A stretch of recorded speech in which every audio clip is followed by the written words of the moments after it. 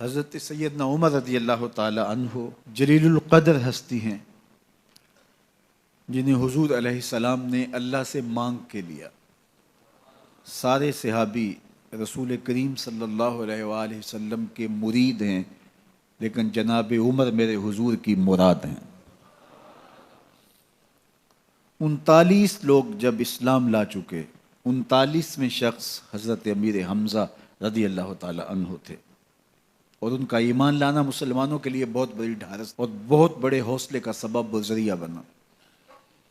تو میرے حضور نے ہاتھ اٹھا لیے، کہا اے اللہ، ایک شیر دیا ہے امیر حمزہ، ایک شیر اور عطا کر دے، اب تیری مرضی، عمر بن خطاب دے دے یا عمر بن حشام دے دے۔ حضور دعائیں مانگ رہے ہیں، اور یہ ہاتھ میں تلوار لیے غیظ و غضب سے بھرے ہوئے گھر سے نکلتے ہیں کہ بانی اسلام کا چراغ ہی بجھا دینا ہے۔ راستے میں ایک صاحب ملے اور کہا کہ عمر، تیور کوئی اچھے نہیں لگتے، خیر تو ہے، کدھر جا رہے ہو؟ کہا چراغ اسلام بجھانے جا رہا ہوں، یہ روز کا مسئلہ ختم ہونے لگا ہے میرے ہاتھوں۔ مسکرا کے بولے گھر کی خبر تو لو۔ کہا میرے گھر کو کیا ہوا؟ کہا تمہاری بہن فاطمہ بھی نوکر بن گئی ہے رسول اللہ صلی اللہ علیہ وسلم کی۔ غصے سے بھرے ہوئے اپنی بہن کے گھر کا رخ کرتے ہیں، اندر سے قرآن پڑھنے کی آواز آ رہی ہے، غصہ اور بڑھ جاتا ہے، دروازے کو زور زور سے کھٹکھٹاتے ہیں۔ اہل خانہ سمجھ گئے ماجرا کیا ہے، گرجدار آواز ہے جناب عمر کی، دروازہ کھولو۔ جلدی سے معلم کو چھپا دیا اور بہن آگے بڑھ کے دروازہ کھولا۔ کہا تم سابی ہو گئے ہو، دین چھوڑ دیا تم نے، بتوں کی وفا ترک کر دی اور بے تحاشا مارنا شروع کیا۔ بہن کا سر پھٹ جاتا ہے، خون بہنے لگتا ہے، اور یہ مارتے چلے جاتے ہیں۔ فاطمہ بنت خطاب بولی عمر تم خطاب کے بیٹے ہو، سنو میں بھی خطاب کی بیٹی ہوں، جو ظلم جو جبر کرنا ہے کرو، میں محمد عربی کا دامن نہیں چھوڑوں گی۔ سوچنے پہ مجبور ہو جاتے ہیں وہ کون سی طاقت ہے جس نے بجلیاں بھر دی اس کے اندر۔ کہا جو تم پڑھ رہے تھے مجھے بھی سنا سکتے ہو؟ کہا تمہیں غسل کرنا ہوگا۔ عمر اپنے بدن کو دھو رہے ہیں، میرا رب دل دھو رہا ہے۔ اتنے میں معلم بھی قرآن لے کر آ جاتے ہیں اور قرآن کی تلاوت ہونے لگتی ہے۔ طٰہٰ ما انزلنا علیک القرآن لتشقیٰ، 14ویں رات کے محبوب چاند، ہم نے قرآن اس لیے نازل تو نہیں کیا تھا کہ تم مشقت میں پڑ جاؤ۔ بے تاب ہو گئے، کہا عمر کی عمر برباد ہو گئی، مجھے لے چلو حضور کی چوکھٹ پہ۔ تلوار حمائل کی ہے، بہنوئی ساتھ ہیں،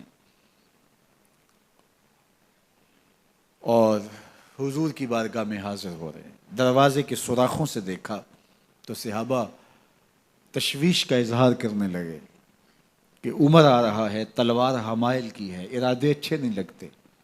جناب امیر حمزہ نے کہا دروازہ کھول دو، اچھی نیت سے آیا تو استقبال کریں گے، نیت اچھی نہیں ہے تو اس کی تلوار سے اس کی گردن کاٹ دیں گے۔ حضور کے سامنے جا کے بیٹھ گئے، گلے میں کپڑا ڈالا تو حضور نے پکڑ کے کہا عمر ابھی وقت نہیں آیا کہ تم اسلام لے آؤ؟ یہی وقت تھا عمر کے اسلام لانے کا، لبوں پہ کلمہ جاری ہو گیا۔ اللہ اکبر کی صدا اس زور سے گونجی کہ مکے کی گلیاں گونجنے لگیں۔ اسلام لانے کے بعد حضور سے پوچھتے ہیں حضور کیا ہم حق پر نہیں ہیں؟ فرمایا ہم حق پر ہیں۔ اللہ کا دین سچا نہیں ہے؟ کہا اللہ کا دین سچا ہے۔ آپ اللہ کے سچے نبی نہیں ہیں؟ فرمایا میں اللہ کا سچا نبی ہوں۔ تو کہا پھر ہم چھپ کے عبادت کیوں کریں؟ اب مسلمانوں کی 2 صفیں بنتی ہیں، ایک صف کی قیادت امیر حمزہ کرتے ہیں، دوسری صف کے آگے آگے عمر بن خطاب چلتے ہیں، اور حضور درمیان میں ہیں، اور یہ ملکوتی قافلہ صحن حرم میں آ کے اعلانیہ عبادت کرتا ہے۔ حضرت عبداللہ ابن مسعود رضی اللہ تعالیٰ عنہ فرماتے ہیں عمر کا اسلام لانا اسلام کے لیے عزت کا سبب بنا، اسلام کے وقار کی علامت بن گیا۔ ایک ایک کے دروازے پہ جا کے دروازہ کھٹکھٹا کے کہتے ہیں، وہ تو اور خبر سننے کے لیے بے چین تھے کہ یہ بانی اسلام کی زندگی کا چراغ بجھانے گیا تھا، کوئی خبر لایا ہوگا۔ وہ کہتے ہیں آؤ عمر کدھر آئے ہو؟ کہا تمہیں بتانے آیا ہوں، کمزوروں سے پنجہ آزمائی کرتے رہے ہو، آؤ میرے سے بات کرو، میں محمد عربی کا نوکر بن گیا ہوں۔ اللہ اکبر۔ میرے حضور نے فرمایا جب اچھے لوگوں کا ذکر کرو تو میرے عمر کا ذکر بھی کیا کرو۔ میرے عمر کی زبان پر حق بولتا ہے، سچ بولتا ہے۔ ان الشیطان یفر من ظل عمر، عمر کے سائے کو دیکھ کے شیطان بھاگتا ہے۔ اللہ اکبر۔ اسلام لائے تو زندگی کی ایک ایک سانس اسلام کے لیے وقف کر دی، حضور کا پہرا دیا، حضور کی ناموس کا پہرا دیا، حضور کی شریعت کا پہرا دیا۔ اسلامی فتوحات پھیلیں تو پھیلتی ہی چلی گئیں، کبھی مصر فتح ہو رہا ہے، کبھی ایران فتح ہو رہا ہے، آرمینیا تک مسلمانوں کی افواج پہنچتی ہیں۔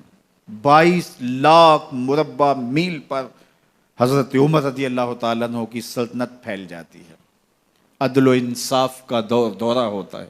زمانے نے دیکھا کہ غیر مسلم بھی عدالت میں کھڑا ہے تو اسے خوف نہیں ہوتا تھا کہ میرے سے ناانصافی ہوگی، اس لیے کہ حکومت عمر کی چل رہی ہے۔ وہ بھی مطمئن ہوتا تھا کہ میرے ساتھ انصاف ہوگا۔